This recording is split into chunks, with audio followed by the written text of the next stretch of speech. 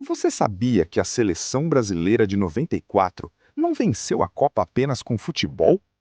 Antes de levantarem a taça nos Estados Unidos, eles selaram um pacto secreto que ninguém ousava quebrar nos bastidores. Um acordo silencioso que uniu o grupo de uma forma tão profunda que até o mais rebelde dos craques se rendeu ao coletivo. Eu vou te ajudar a analisar o futebol profundamente e hoje vamos mergulhar na história aqui no Futeba Classic para revelar o que realmente aconteceu. Fique comigo até o final, porque entender essa promessa vai mudar para sempre a forma como você enxerga o futebol brasileiro. Se você sair agora, jamais entenderá por que aquele time, cheio de problemas internos, se tornou uma máquina imbatível. Afinal, o que realmente impulsionou o Brasil em 94? Talento? Sim, tínhamos de sobra. Tática? Parreira foi impecável. Mas houve algo maior. Uma promessa que transcendeu o campo e as quatro linhas, conectando o asfalto das pistas de corrida com o gramado sagrado da Copa. Um segredo guardado por décadas, que, com revelações bombásticas de quem estava lá, mostra que o Tetra não foi apenas suor, foi o cumprimento de uma missão espiritual e patriótica. Prepare o seu coração, porque o que você achava que sabia sobre 94 é apenas a superfície de uma das histórias mais emocionantes do nosso esporte. Vamos voltar para o início de 1994. O Brasil vivia uma seca de 24 anos. A pressão era um monstro que devorava jogadores. De acordo com o portal GE, o ex-zagueiro Ricardo Rocha revelou que o ambiente era uma bomba relógio. Um dos jogadores mais importantes do elenco, um nome que você conhece bem, quase abandonou a seleção em plena preparação. Imagine o impacto. Perder um pilar técnico por pura insatisfação nos bastidores. Foi Ricardo Rocha quem interveio secretamente, agindo como um diplomata de chuteiras para impedir que a seleção implodisse antes de viajar. E se eu te dissesse que o coordenador técnico Zagallo e o maior craque do time, Romário, simplesmente não se falavam? O gelo era total. Devido a polêmicas passadas, o clima entre eles era de guerra fria. Romário, com seu gênio forte, estava pronto para explodir a qualquer momento. Como um time com atritos tão graves entre o comando e a estrela conseguiu se unir? O segredo começa a ser costurado aqui, na necessidade de sobreviver ao próprio caos. No primeiro jogo, o drama humano. Ricardo Rocha, o líder nato, se machuca seriamente. Ele chorava escondido no chuveiro. Não pela dor física, mas pelo medo de ser um peso para o grupo. Ele queria ir embora, mas os companheiros o seguraram. Ali, naquele vestiário úmido e triste, a semente da união começou a germinar. O sacrifício de um se tornou a força de todos. Para chegar aos 15 minutos, precisamos entender que o Tetra foi construído no detalhe. Parreira e Zagallo sabiam que o talento sozinho não bastaria contra a disciplina europeia. Eles precisavam de um propósito de ferro. Cada treino era uma batalha. Cada reunião de grupo era um acerto de contas. Eles estavam limpando a casa para receber algo grandioso. Maio de 1994. Paris, França. A seleção brasileira se encontra com Ayrton Senna. Naquele momento, Senna era mais que um piloto. Ele era o orgulho de um povo que sofria com a economia e a política. Senna deu o pontapé inicial de um amistoso e, nos bastidores, olhou nos olhos dos jogadores. Ali, o pacto foi selado. Ele prometeu buscar o tetra nas pistas e a seleção prometeu o tetra nos gramados. Mas o destino foi cruel. Dias depois, o Brasil parava com o acidente em Imola. A morte de Senna não foi apenas uma notícia. Foi um choque elétrico na alma de cada jogador. O pacto, que era um acordo de cavalheiros, tornou-se uma obrigação sagrada. Eles não jogavam mais por prêmios ou contratos. Eles jogavam para terminar a corrida que o Senna não pôde concluir. Vi a tensão, mas a tensão tranquila assim. A gente vai ganhar. Não tinha essa de difícil. Não tem essa, não. E Zagallo falava, a gente ganhava o 6º jogo, ganhamos 7, ele, faltam 6, faltam 5. Aí, todo jogo ia nessa resenha. Ele era isso. A gente não pensava em a final, Denilson. Por quê? Pra tu chegar à final tem que ganhar, porra. Então isso é ilusão. E a gente tinha uma experiência de 90. De 90. Exato. A gente também achou que ia ganhar, né? Sim. Jogo. E perdemos. Então era um grupo maduro. 10 jogadores de 90 estavam em 94. Então a gente sabia, tinha coisas nossas que Ronaldo, tem muita coisa nossa que a gente não deixava chegar nos garotos. Que a gente conversava entre a gente. Porque ele não é que ele não ia resolver, mas broncas que não é a gente. Sim. Tem que segurar essa onda. Alguma coisa importante aconteceu nesse meio do caminho que vocês tiveram que agir? A gente tiveram. Que não chegou em todo mundo? Tiveram. Tem uma situação minha, eu não vou falar o nome, que de uma situação que um cara não gostou de uma situação e eu tive que intervir antes da Copa. E o cara estava pensando em até voltar, não ir para a Copa. Então, essas coisas, você tem que intervir, sem ninguém saber. Eu conversei muitas vezes com o Romário. Seriamente, eu e ele. Tá, mas Mas esse nunca. atleta quis voltar da Copa? Ele quis Mas abandonar a antes seleção? da Copa Antes ou da na Copa? Antes da Copa. Antes de ir pra Copa. É, porque ele soube de uma situação e ele não gostou. E ele falou, não sei se eu vou, não sei se eu calmei. Eu bati um papo com ele, um grande amigão meu também, entendeu? Mas são coisas de Copa do Mundo. Teve Copa do Mundo, às vezes, um jogo. O Romário queria botar um atacante, porra. O Romário queria colocar mais um atacante. Se você pegar a entrevista dele em Copa do Mundo, ele fala. Dentro da Copa do Mundo, não, acho que às vezes é melhor ter um atacante, o Ronaldinho, não sei o que. Ele brinca da entrevista, ele disse, eu mandei Ronaldinho falar. Quando foi entrevista, Ronaldinho quer jogar? Ele disse, não, você vai falar assim. Fala que quer jogar, porra. Aí Ronaldinho, não, quem sabe é o treinador. Ele, quem sabe o treinador, cacete. Pô, fala que quer jogar, porra. Ele mesmo queria deixa que ele decida. Que jogar um atacante. E outra coisa, aqui pra nós, vamos ser sérios e falar as coisas que acontecem na vida. Eu sempre digo, Copa do Mundo e vestiário de time é um confessionário. Nem tudo pode se falar. Então o cara tem que ser um homem, e eu sou um homem, eu cumpri com todos eles. Tem coisas que eu nunca vou falar, mas assim, Denilson. Por exemplo? Não dá. Não dá porque são coisas de Copa do Mundo, né? Mas assim, o próprio Romário, esse negócio que eu falei, queria que jogasse o atacante. E ele chegou e disse, não. Ele falou, não dá pra... Eu conversei sério com ele. Falei, velho, não é assim que a banda toca. Calma que a gente vai ser campeão. Tá, agora deixa eu te falar uma coisa. Você lembrou a entrada num restaurante com família e tal, e você ouviu o torcedor, né, murmurando e tal, em 90. A conquista de 94. Denilson, deixa eu te falar um negócio. Até hoje, é claro, não como multidões, né? É claro, e a vida passa para todos nós, mas o carinho que o torcedor tem por nós é muito grande. O respeito que o torcedor brasileiro tem por essa seleção de 94, e ela muda essa era Dunga, Vitória. Você vê, Denilson, quando fala, vocês ganharam, mas o Brasil não jogou bem. Cara, a gente ganhou uma Copa do Mundo. A gente jogou taticamente perfeito. Você sabe quando o Filipão ganha a Copa do Mundo? Filipão jogou com 2 volantes e 2 torres. Edmilson e o Gilberto.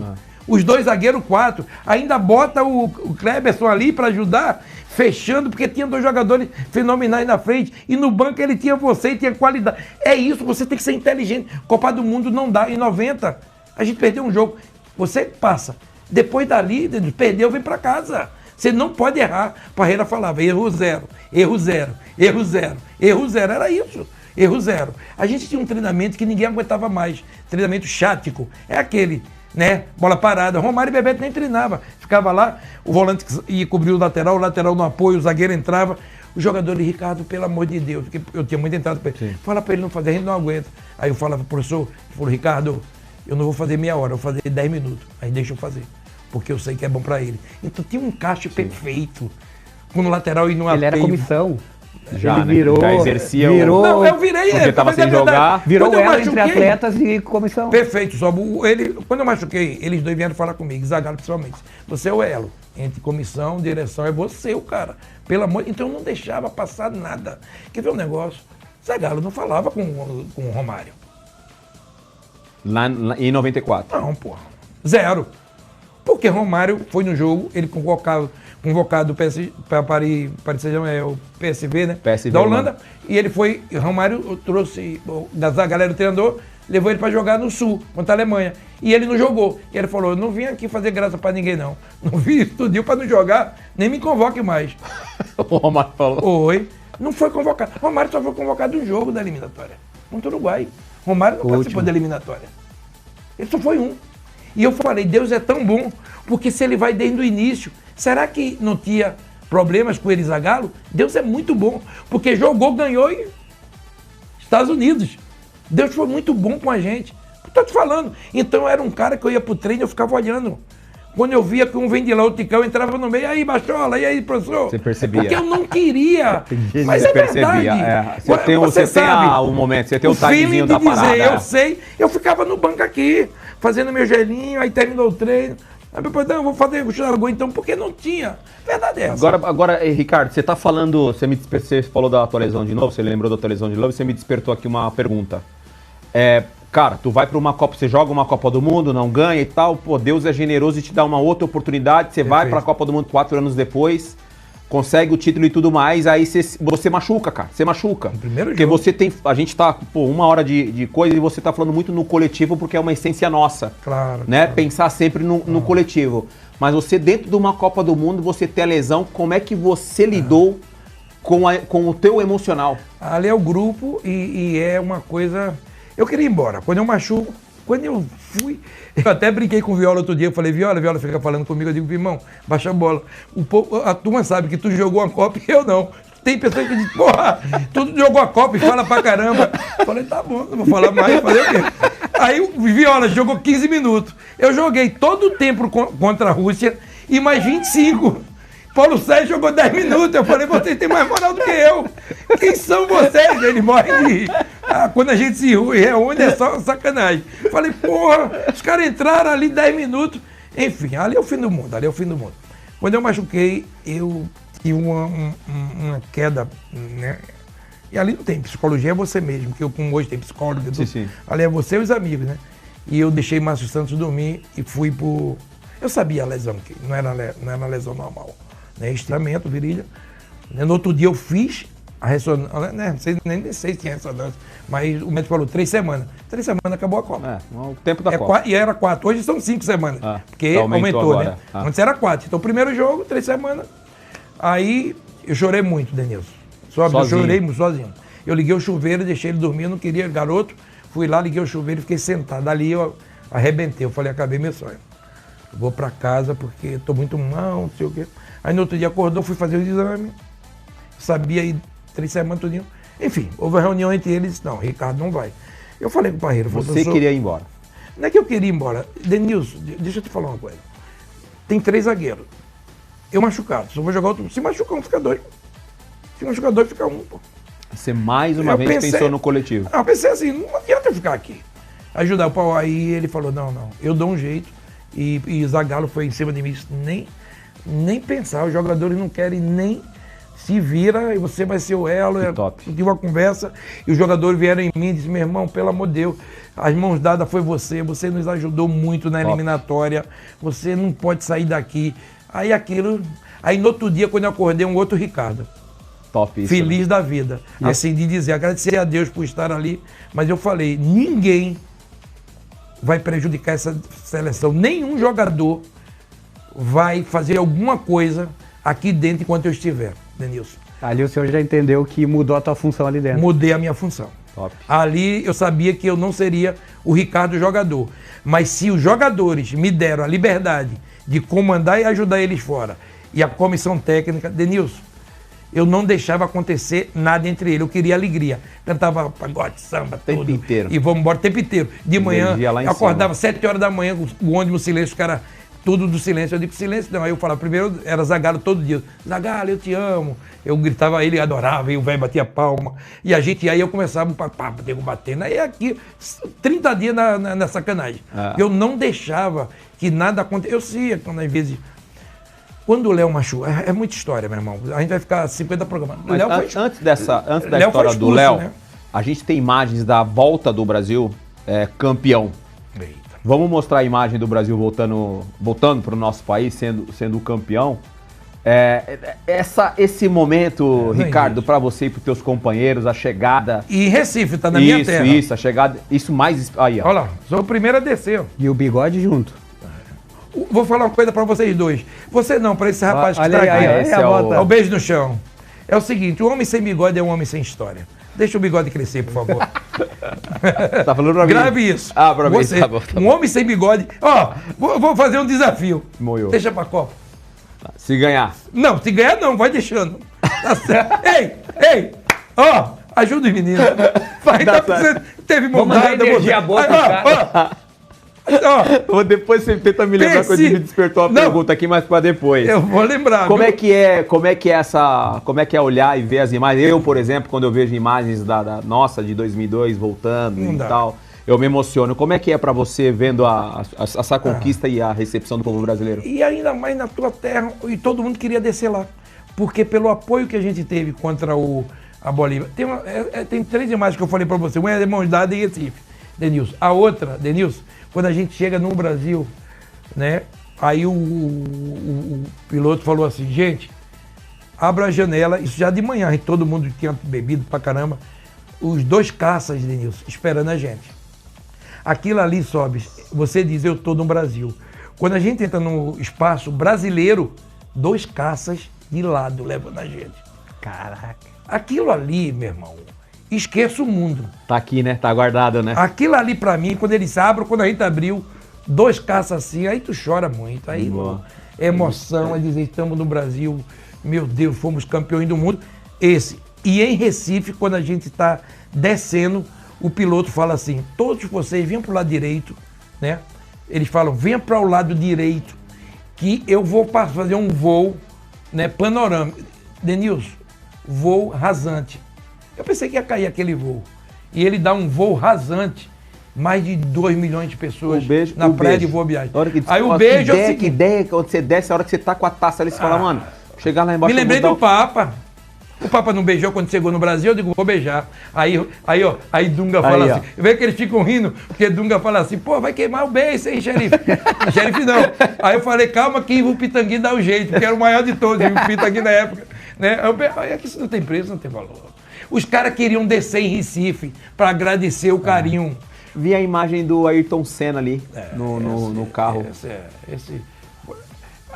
Houve uma promessa, Brasil e França, antes da Copa em maio, né? Ele morre em maio, né? Dia 1º, em abril, acho que 15 dias antes, 2 dias antes, a gente desce, né? E a gente vai fazer um jogo na França. E aí Ayrton Senna foi lá, Galvão Bueno levou ele para dar o pontapé inicial, e a gente conversou com ele, e lá a gente fez um pacto, que a gente ia ser tetracampeão, e ele era tri, e o Brasil era tri. Então a gente deu as mãos e disse, vamos ser tetra e você. 13 dias depois ele morre. Conta rapidinho a história do Leonardo, que você ia contar. Leonardo é o seguinte, Leonardo foi expulso. Foi um problema ali dentro do Não, expulso. do processo da... então. E ali foi uma bronca, por quê? Quem era para entrar? O branco, que estava do banco. Mas foi pra Só- expulsão? Não, foi. Foi. Não, Foi peraí, pro amarelo, foi. não? Não. Ali é o seguinte, eu vou defender Léo, mas vocês vão me entender que vocês são jogadores. Ali é um cotovelo entrando, o cara em cima. Só que quando ele dá, sobe, o cara segura na camisa e escorrega. A mão não... Olha, porque ninguém notou isso. A mão do cara escorrega. Quando escorrega, descendo. E o cotovelo entrando, bateu na cueca. Não tem explicação. Batom na cueca. Não tem. Se o cara não escorrega, o cotovelo ia ser aqui. Aqui. Aí Só é um amarelinho. amarelo. Mas a cabeça entrando e o cotovelo. Aquela imagem é forte. né? Não, muito. Aí quando o Léo vai, a gente chega, o branco era para entrar, não entrou, para Pita pro Cafu. Cafu entra, né, esse grande Cafu, esse gênio, sou fã do Cafu, né? E Cafu entra. E branco ali se irritou. Começou a xingar, a gente indo pro vestiário. E branco xinga, tudinho, e a gente calma nisso, o Ronaldão entra, tá acalmando ele, eu entro, tá Léo chorando muito, claro, normal, né? Chuveiro. Foi no primeiro tempo. Primeiro tempo. Foi no primeiro Disse, eu tempo. vou lá, calma, né? E aí tudo isso acontece no intervalo. Bebeto chega, eu deixo ele lá, Bebeto chega com ele, fala pra ele, Bebeto depois calma que eu vou fazer o gol. E 1-0, gol de Bebeto. Bebeto fala pra ele. E eu vou em branco, abraço o branco, meu irmão não faz isso. Porra, tinha que entrar. Normal essas coisas de futebol. Que top, Né? dos Não, bastidores. é mole Que a não. resenha era que entra Cafu, mas Tique era o branco. Mas Parreira fez certo. Muito sol, 4 de julho, aniversário dos Estados Unidos, uma pressão. Foi o único jogo que a torcida foi maior do que a brasileira, porque a gente estava jogando com os Estados Unidos, na casa deles. Então 80%, 70% era deles. O resto era nossa. Então a maioria eram deles. Então tinha muita coisa em jogo ali, aniversário, 4 de julho. Pô, que top. os Meio-dia, um calor, é a Copa mais quente de todos os tempos. Essa Copa de 94. Vai ter de novo. Tudo isso aconteceu Essa de agora dentro também. do jogo. Então, se tu não tiver cabeça e pessoas, o nosso Ronaldão também abraçando, conversando com o Branco, eu fui lá, meu irmão, porque eu e o Branco a gente se tornou mais amigo, porque ele estava voltando de uma lesão nas costas, eu machuquei, então a gente era muito amigo, mas assim a gente ia se cuidar junto, tudo. Então eu falei, meu irmão, não faz isso, pelo amor de Deus, calma. Aí depois tu tem que ir em Parreira, conversar com ele das coisas. E Parreira termina o jogo e fala, é tudo, meu irmão. E aí, Acontece tudo muito rápido. rápido e você não pode. Tem que Isso eu ter o digo, time. Copa do Mundo, o treino. Quando o Brasil levantou a taça no Rose Bowl, a primeira coisa que estenderam foi uma faixa em homenagem à Senna. A promessa estava cumprida. A união forjada na dor e no pacto secreto superou os egos, o gelo de Zagallo e as lesões de Rocha. O Tetra de 94 foi de fato o título da superação, movida por um herói que assistia de cima. E você, torcedor do Futeba Classic, ainda sente o arrepio de 94 ao lembrar dessa conexão com o Senna? Essa história muda sua visão sobre aquela conquista? Deixe sua opinião nos comentários e não se esqueça de se inscrever para mais resenhas históricas como esta. Vamos manter viva a memória do nosso futebol.